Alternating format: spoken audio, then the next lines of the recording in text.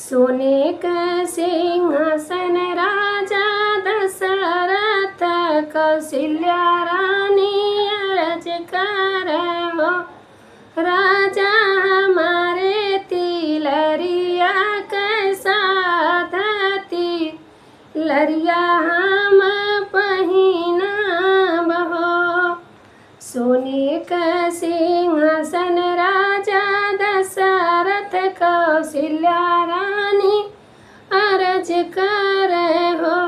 राजा हमारे तिलरिया कैसा धती लरिया हम पहिनाब हो।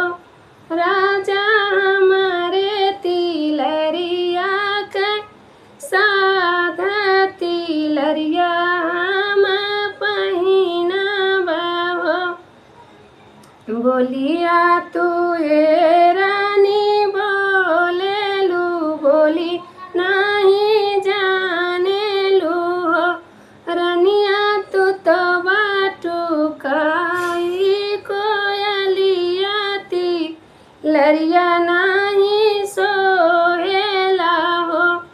बोलिया तू ए रानी बोलेलू बोले नहीं जाने लू बोले नहीं जाने लू।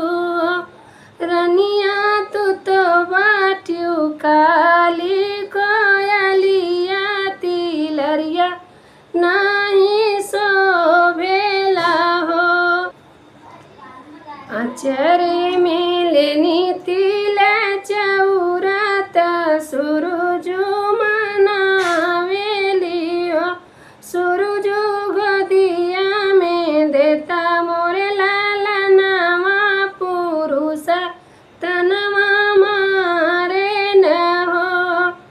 आचरे में लेनी तिल चौरात सुरुजु मनावेली सुरुजु मनावेली हो। सुरुजु दई देता गोदी में लाला नावा पुरुष तनवा मारे पुरुष तनवा मारे न हो। 8 महीना बीती गईल तो नवाए होरिला भैल नवा ये होरिला भैल हो। सखिया बाजे लागी आनंद बधैया उठन लागे सोहर हो। 8 महीना बीती गईले नवाए बीते होरिला जन्म लइयो। सखिया बाजे लागी आनंद बधैया उठन लागे सोहर हो। सोनाग्र में सोना राजे आवेला तिलरी गढ़ावेला हो। नाग्र में सोन रहली आवेला सोनर तिलरी बनावेला हो। रानी खुशी होई जई है तिलरिया तिलरिया हम पहिनाई बाओ।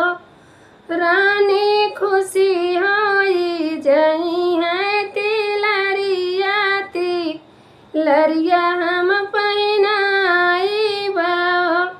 एक हाथे लिहले तिलरिया दूसरे हाथ चुनरिया दूसरे हाथ चुनरिया ना हो। रामा झझकी के चल लिया टरिया तो रानी के मनावे ना हो। एक हाथे लिहन तिलरिया दूसरे हाथ चुनरिया दूसरे हाथ चुनरिया ना हो। रामा झझकी के चले लिया टरिया रानी के मना तिलरी पहिनिया के अमावा चुंदरिया आपके बहिनी पहिने हो। तिलरी पहिने आपके अमावा तो चुंदरी बहिनिया पहिने हो। मोरे राजा हम हाई काली को यलिया तिलरिया नाही सोहाइयो। तिलरी पहिने तुहरिया अम्मा चुनरिया बहिनिया ना हो।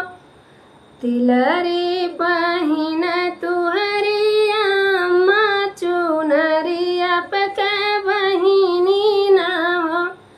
राजा हम बाटी काली कोयलिया तिलरिया नाही सोहाइयो।